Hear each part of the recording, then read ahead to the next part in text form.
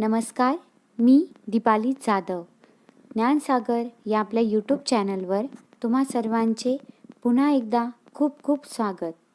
प्रत्येक इयत्तेमधील भूगोल विषय आपण वस्तुनिष्ठ स्वरूपात अभ्यासत आहोत. चला तर मग सुरुवात करूयात. इयत्ता 8वी, विषय भूगोल, पाठ क्रमांक 6, भूमी उपयोजन. प्रदेशातील भूमीचा केलेला वापर म्हणजे भूमी उपयोजन होय.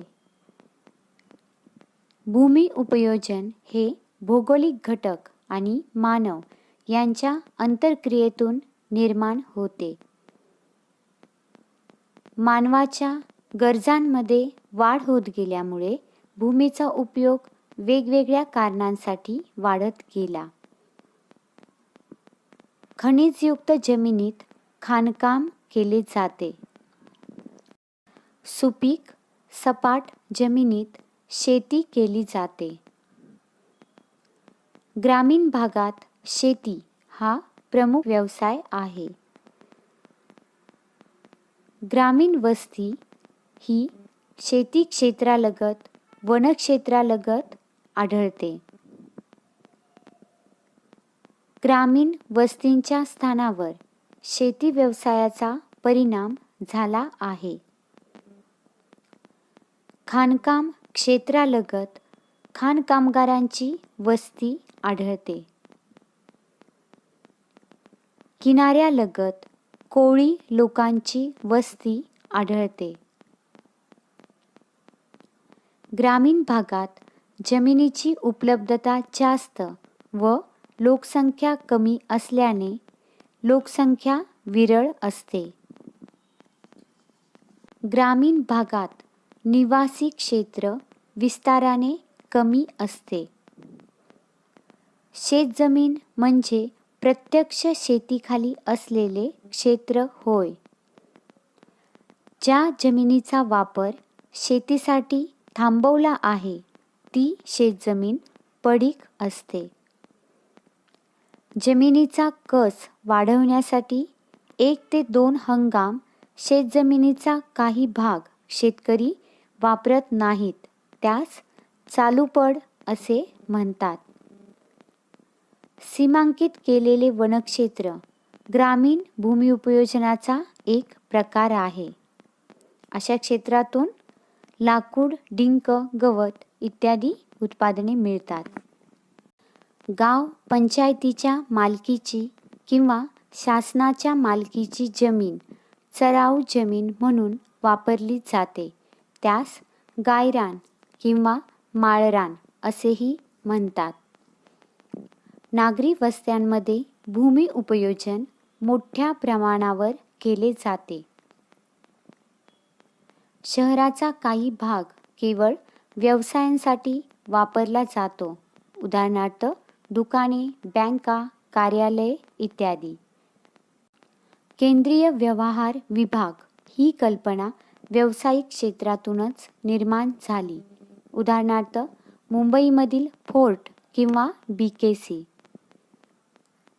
शहरी भागांमध्ये ज्या क्षेत्राचा वापर लोकांच्या राहण्यासाठी केला जातो त्यास निवासी क्षेत्र असे म्हणतात. शहरातील लोक माल वाहून नेण्यासाठी वाहतूक व्यवस्था असलेल्या क्षेत्रास वाहतूक सुविधांचे क्षेत्र असे म्हणतात. उदाहरणार्थ बस सेवा, लोहमार्ग, मेट्रो इत्यादींसाठी रस्ते, लोहमार्ग, स्टेशन, पेट्रोल पंप, वाहनतळ दुरुस्ती केंद्र इत्यादी व्यवस्था. लोकसंख्येच्या विविध गरजांसाठी काही व्यवस्था स्थानिक स्वराज्य संस्था, राज्य शासन किंवा केंद्र शासन करते. हे क्षेत्र सार्वजनिक सेवांचे क्षेत्र या गटात येते. उदाहरणार्थ रुग्णालय, टपाल कार्यालय, पोलीस स्टेशन, शाळा, महाविद्यालये, विद्यापीठ इत्यादी.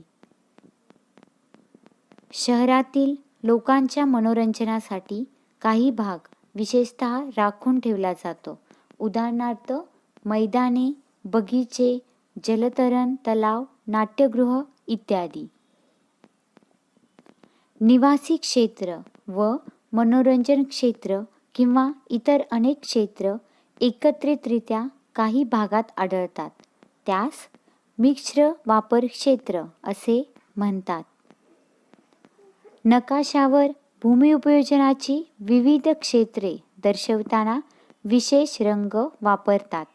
उदाहरणार्थ, निवासी क्षेत्रासाठी लाल रंग, व्यावसायिक क्षेत्रासाठी निळा, कृषी क्षेत्रासाठी पिवळा, तर वनक्षेत्रासाठी हिरवा रंग वापरला जातो.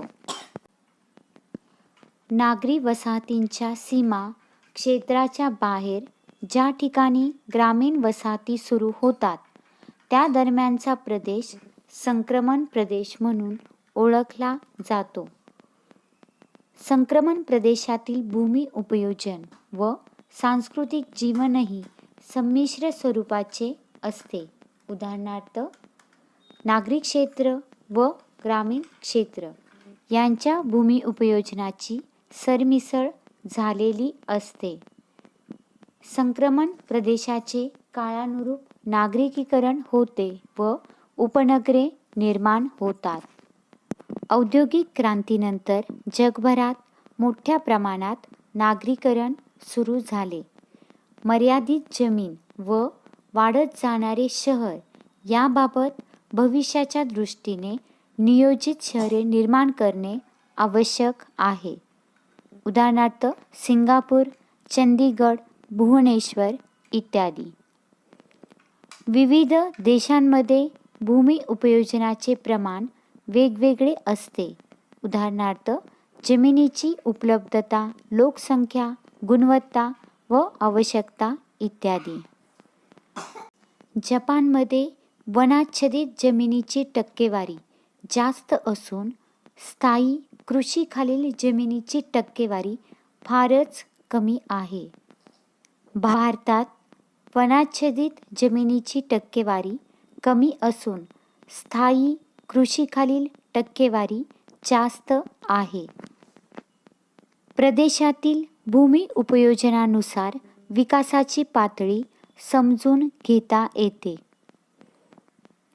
जमिनीची मालकी ही खाजगी किंवा सरकारी असू शकते.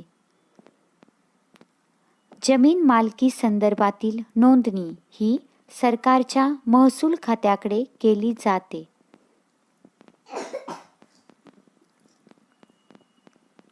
नोंदणी केलेल्या जमिनीविषयी सर्व माहिती महसूल खात्याकडील 7/12चा उतारा या कागदपत्रात पाहता येते. 7/12 उतारा शासकीय अभिलेख हा महसूल विभागातर्फे दिला जातो. क्रमांक 7 व क्रमांक 12 ही जमिनीच्या मालकी हक्कासंबंधी कायद्यातील विशेष कलम आहेत. 7/12 उतारा वाचून प्रत्यक्ष जमिनीवर न जाता त्या जमिनीचा संपूर्ण अंदाज आपल्याला बसल्या जागी मिळू शकतो. महसूल खात्याच्या एका रजिस्टरमध्ये जमीनधारकांच्या मालकी हक्क, कर्जाचा बोजा, शेतजमिनीचे हस्तांतरण यातील पिकाखालील क्षेत्र यांचा समावेश असतो. गावचा नमुना क्रमांक 7 आणि गावचा नमुना क्रमांक 12 मिळून उतारा तयार होतो, म्हणून या उतार्याला 7/12 उतारा असे म्हणतात. जमीन व महसुलाच्या व्यवस्थापनासाठी प्रत्येक गावच्या तलाठ्यांकडे गाव नमुने असतात. 7/12 उतारा वाचताना भोगवटदार क्रमांक 1 म्हणजे ही जमीन वंशपरंपरेने चालत आलेली मालकी हक्काची असते. 7/12 उतारा वाचताना भोगवटदार क्रमांक 2 म्हणजे सरकारने अल्पभूधारक किंवा भूमिहीनांना दिलेली जमीन होय. जिल्हाधिकाऱ्यांनी परवानगी दिली तरच भोगवटदार वर्ग 2 ची जमीन दान, हस्तांतरण, गहाण तसेच जमिनीची विक्री करता येते. 7/12 उतार्यात इतर हक्कामध्ये मालमत्तेचे इतर अधिकार धारण करणाऱ्या नावाची नोंद असते. 7/12 उतारा वाचताना भोगवटदार वर्ग 2 खाली आकार जमिनीवर लावण्यात आलेले कर हे रुपये अथवा पैसे यांमध्ये दिलेला असतो. बिगर शेतजमीन असलेल्या मालमत्तेची नोंद मिळकत प्रक्रियेत केली जाते. हवामान, मृदा, उताराचे स्वरूप, नैसर्गिक साधनसंपत्ती, सरकारी धोरण इत्यादी घटक ग्रामीण उपयोजनावर परिणाम करतात. नागरी भूमी उपयोजनावर भूक्षेत्राचे स्थान, नैसर्गिक साधनसंपत्ती, गृहनिर्माण धोरण, वाहतूक मार्ग, औद्योगिकीकरण, व्यापार, क्रीडांगण, मनोरंजनाच्या सुविधा, सरकारी धोरण इत्यादी घटक परिणाम करतात.